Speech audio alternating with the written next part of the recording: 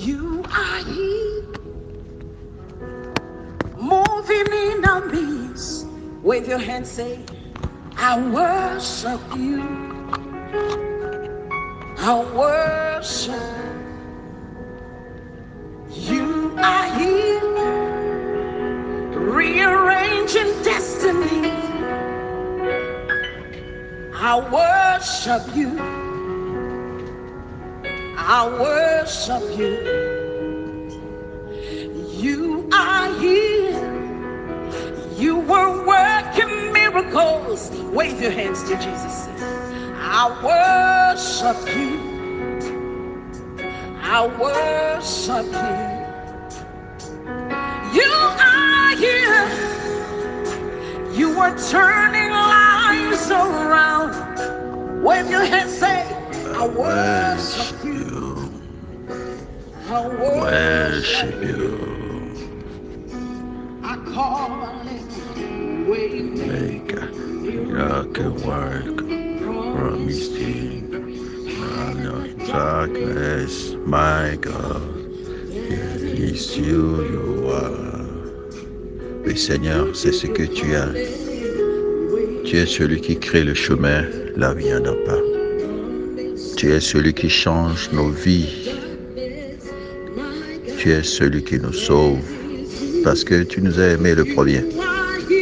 La Bible déclare que alors que nous étions encore pécheurs, Christ est mort pour nous. C'est à peine un juste pouvait mourir pour un méchant, mais Christ a pris cette responsabilité, est mort pour toi et pour moi, bien-aimé. Pourquoi ne pas le remercier? Pourquoi ne pas le louer? Pourquoi ne pas l'adorer en ce moment? Oui, son esprit est là, présent en nous qui croyons, présent parmi nous qui nous assemblons. Merci pour cette belle journée que le Seigneur nous donne, car voici le jour que le Seigneur a donné, afin que nous soyons dans la gloire, dans l'allégresse et dans la joie. Merci Seigneur pour l'allégresse et la joie. Sois élevé, sois magnifié. Maintenant que nous allons partager ta parole sur le livre de 1 Timothée au chapitre 5, nous invitons, remplis-nous. Prépare nos cœurs à recevoir la semence précieuse et glorieuse, afin que ça porte beaucoup de fruits pour notre édification, pour que nous mûrissions, portant ce fruit de l'esprit que tu nous as rappelé dans le livre de Galates 9. Dans le nom puissant de Jésus-Christ, nous prenons aussi autorité, car tu nous l'as donné. Nous déclarons que toute âme forgée contre nous est sans effet, toute langue qui s'élève en justice contre nous, elle-même condamnée en jugement rendue silencieuse.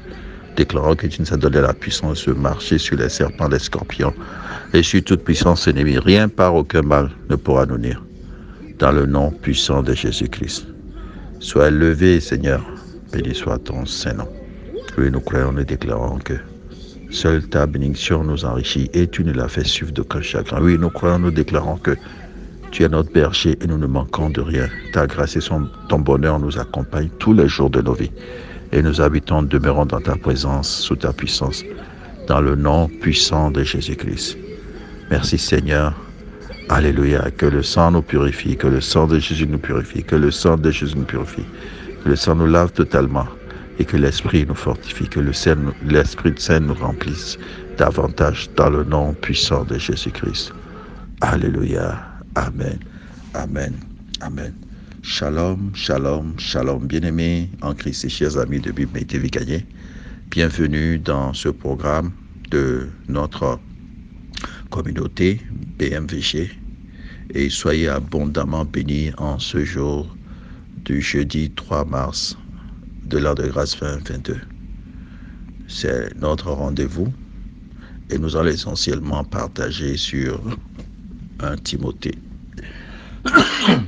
1 Timothée chapitre 5, afin d'en savoir davantage sur les clés et les secrets révélés dans ce chapitre qui fait partie d'un des chapitres des 27 livres du Nouveau Testament que Bible Médité Vie Gagnée a adopté comme programme. C'est même le meilleur et le plus important de tous nos programmes. Alors aujourd'hui, pour vous servir, nous sommes les frères Orphée moi-même, basé aux États-Unis, avec la sœur Enam, qui est basée au Togo, et la sœur Tania, qui est basée aux États-Unis également. Nous sommes tous vos animateurs du programme du jour, sous la haute direction de notre hôte, le bien-aimé Saint-Esprit. Amen, amen, amen. Alors, les questions que nous sommes posées après avoir parcouru le livre de 1 Timothée au chapitre 5, les voici. Première question, pourquoi et comment réprimander le prochain, surtout ceux qui sont des diacres, ceux qui sont élevés en rang de dignité dans nos églises locales? Et parce que c'est ce que Paul demande à son bien-aimé Timothée, son fils qu'il a adopté, et qu'il prépare pour prendre la relève de la conduite du ministère. La deuxième question, c'est que nous enseigne la sagesse des Écritures sur la gestion, bien la conduite à tenir vis-à-vis des veuves et d'autres personnes qui sont des personnes vulnérables dans nos communautés de croyants en Christ. Amen, amen, amen. Alors, je commencerai déjà par donner un témoignage. Je pense que c'était hier, alors que j'ai vu sur la plateforme de Bible TV Gagné, quelqu'un a envoyé une publicité sur un panier à acheter. Alors, le réflexe que j'ai eu, c'est de contacter la personne en inbox et de lui dire, ah, bien-aimé, tu sais que nous avons notre règlement intérieur que nous ne faisons pas de publicité commerciale chez nous. Et automatiquement, il s'est excusé et avant que je me rende compte, il est venu, il a supprimé donc la publicité sur la plateforme. Voilà une conduite exemplaire à tenir. Quelqu'un qui ne marche pas suivant les règles définies, qui ne marche pas dans la vérité, il faut reprendre la personne fraternellement. Et en le reprenant, cette personne, vous allez voir que si la personne est vraiment quelqu'un qui veut se faire corriger, il va s'exécuter. S'il ne l'est pas, alors là, il faut avoir recours à d'autres voies et moyens pour l'arriver justement à devenir plus raisonnable et à respecter les règles qui sont mises en place. C'est ce que Dieu fait aussi pour nous. Dieu nous conduit sur le chemin de la vérité qui nous conduit dans la vie éternelle. Donc il s'assure que chaque fois, il nous ramène dans l'ordre quand nous nous éloignons de cet ordre-là. Amen, amen, amen.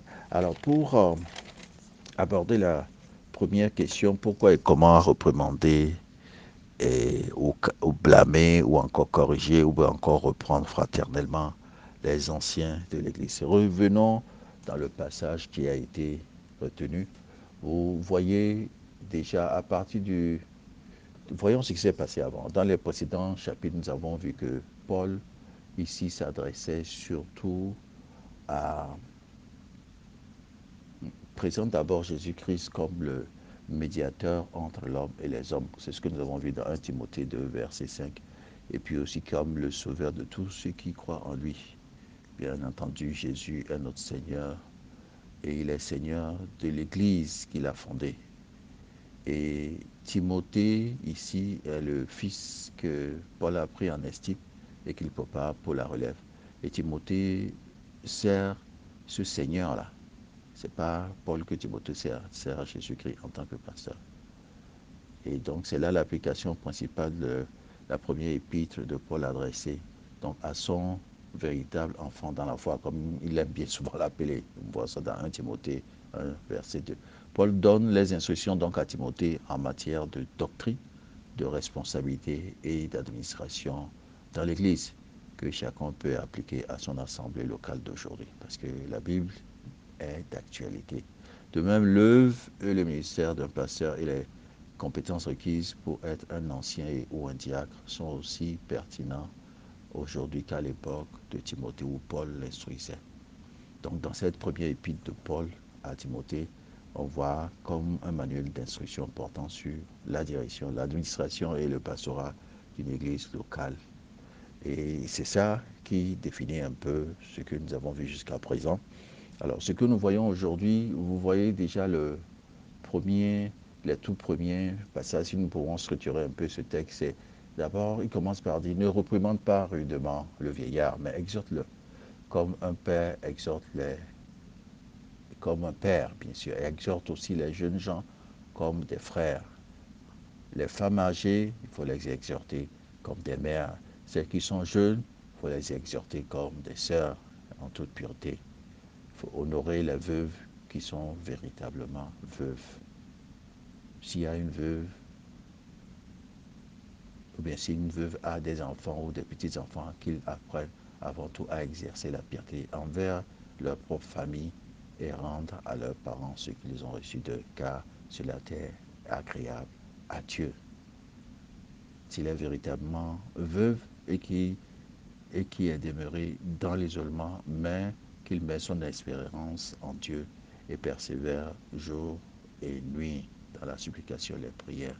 Tout ceci pour dire quoi? Que il faut organiser l'église locale, la communauté locale. Il est tellement important d'organiser la communauté locale. Or, tu ne peux pas organiser une communauté si tu ne mets pas en place des règles. Et quand tu mettras, bien que tu mettras en règle, tu mettras des règles en place, tu vas voir les gens qui vont suivre, il y a d'autres qui vont faire effraction à la règle. Alors quand tu te poses dans un contexte ou bien devant un scénario où quelqu'un fait effraction à la règle, comment tu dois faire? Il faut reprendre la personne, il faut corriger la personne dans un contexte bibliquement correct. Pas avec méchanceté, mais avec beaucoup de bonté. Et c'est de ça que Paul nous parle ici. Alors, quand il s'agit de reprendre quelqu'un, la question qu'on se demande, c'est pourquoi nous devons reprendre ou corriger, ou bien pourquoi nous devons en clair discipliner. D'abord, la réponse qu'on peut dire, c'est que chacun de nous fait des erreurs. Moi-même ici, là, je fais des tonnes et des tonnes d'erreurs par jour. Et je suis toujours ouvert à ce qu'on me corrige. Parce que je n'ai pas ni la science infuse, ni encore atteint là où je dois être. C'est-à-dire en termes de forger, transformer mon caractère pour ressembler davantage à Christ. Donc, comme toi et moi, on peut faire des erreurs, il faut être ouvert pour que les gens nous corrigent. Si nous-mêmes, on ne peut pas se corriger dans ces erreurs-là. Deuxième chose qu'il faut noter, c'est qu'il nous faut apprendre des leçons de nos erreurs. On dit, seul est idiot celui qui n'apprend jamais de ses erreurs et qui répète les mêmes erreurs et les mêmes, et les mêmes, et les mêmes, et encore une fois. Donc il faut que chacun de nous se dispose pour apprendre les leçons de ses erreurs. Troisième élément qu'on peut évoquer, c'est que toi et moi, nous sommes appelés à suivre le modèle de Christ. Christ est défini comme étant le chemin, la vérité et la vie, n'est-ce pas? Et ainsi, dans Jean 14, verset 6, nous lisons bien cela.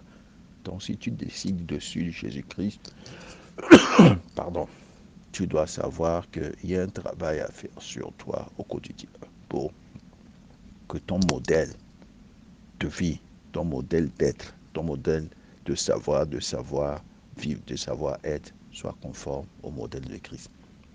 Voilà. Et quatrième élément que je peux évoquer ici, c'est qu'il y aura toujours des désordres dans nos communautés, comme il y en a toujours dans nos communautés un peu plus civiles. Dans nos communautés chrétiennes encore, ça devient de plus en plus grave. Parce que vous verrez soit des faux docteurs qui vont venir pour vous mettre des désordres, ou bien des fausses doctrines qui vont circuler ici et là. Et il est important que la discipline soit pratiquée dans nos communautés locales de croyants en Christ. Si vous voulez en savoir beaucoup plus sur comment aborder ces disciplines, nous voyons le livre de Hébreux, chapitre 12, versets 9 à 11, le livre de Hébreux 29, verset 15, le livre d'Ésaïe, chapitre 38, verset 16, le livre de Psaume 94, verset 12, le livre de Proverbes 1, verset 7, le livre de Proverbes 6, verset 23, le livre de Proverbes 12, verset 1, le livre de Proverbes 13, verset 1, et puis le livre de Proverbes 14, verset 5. Eux tous, ils abordent l'importance de cultiver la discipline et donc de remettre les choses à leur place. Maintenant, comment tu vas corriger quelqu'un? Alors, la Bible aussi a été très claire sur notre approche pour corriger les gens, pour redresser les gens, pour discipliner les gens. Première chose qu'il faut faire, c'est que toi-même, tu dois prier pour avoir la sagesse. Parce que si tu n'as pas la sagesse, tu risques d'aller tout gâter. au lieu d'aider la personne à revenir sur le bon chemin, tu vas plutôt le pousser à résister à ce que tu vas lui dire et le pousser à aller dans le mauvais chemin et à devenir hors la loi même dans la sein de la communauté. Et c'est pas ce que tu veux, n'est-ce pas? Donc il faut prier pour demander la sagesse. Deuxième chose, il faut aller vers la personne, seul à seul, essayer de lui expliquer ce qu'il fait qui n'est pas bon, ou ce qu'il dit qui n'est pas bon, ou bien ce qu'il aurait dû faire, il n'a pas fait et que c'est pas bon, dans le respect mutuel. Surtout quand il s'agit d'un diacre ou bien quelqu'un qui s'occupe des affaires de l'Église, ou bien il s'agit d'autres pasteurs un peu plus jeunes, des juniors, ou bien qu'il s'agit des mêmes gestionnaires, quel que soit son titre, son rôle, son poste, il faut toujours traiter la personne avec beaucoup de respect. Si ça ne passe pas, alors l'Église et les Écritures nous recommandent maintenant de prendre des facilitateurs et pour essayer de régler l'affaire avec ces témoins qui sont des facilitateurs, qui eux aussi vont ajouter leur voix pour que la personne se corrige. Si ça ne passe toujours pas, alors là, il faut faire recours maintenant à une assemblée beaucoup plus élargie. Mais il faut toujours rester ferme sur ce qui est droit pour que la personne comprenne que ce n'est pas contre lui ou elle, mais c'est justement pour amener les choses dans le droit chemin. Et il faut le faire avec beaucoup d'amour et pardonner éventuellement s'il y a eu des offenses entre-temps. En ce qui concerne les exemples que nous avons au niveau de notre leadership BMVG, nous avons mis en place des conseils, dont notamment un conseil qui s'occupe de l'intercession et la restauration et le conseil spirituel, je vais dire ainsi. Et nous avons eu un problème avec une de nos leaders qui était dans le conseil spirituel. Je l'ai abordé personnellement pour essayer de lui expliquer. Elle n'a pas compris, elle a voulu jouer à la résistance.